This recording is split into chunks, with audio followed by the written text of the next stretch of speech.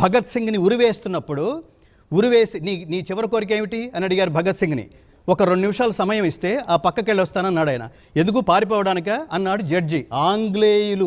ఆంగ్లేయుడైన judge. పారిపోవటం పిరికి పందలారా, భారతీయుడు ప్రతి ఒక్కడు సింహమే. సింహం చూసి కుక్కలు పారిపోవాలి కానీ కుక్కలు చూసి సింహం పారిపోతురా డొంగిరి అన్నాడు.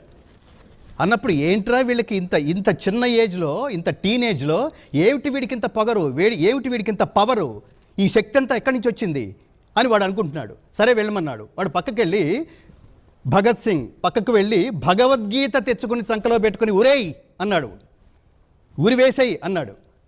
అంటే ఏంటి వీళ్ళ శక్తికి కారణం, వీళ్ళ కాన్ఫిడెన్స్కి కారణం, వీళ్ళ కర్మకి కారణం, వీళ్ళ తెగింపుకి కారణం, వీళ్ళ దేశభక్తికి కారణం, దైవభక్తి, దేశభక్తి, కర్తవ్యనిష్ట, నిష్కామ కర్మ, వీటన్నిటికీ కారణం భగవద్గీత అని ఆశ్చర్యపోయారు ఆంగ్లేయులు. అది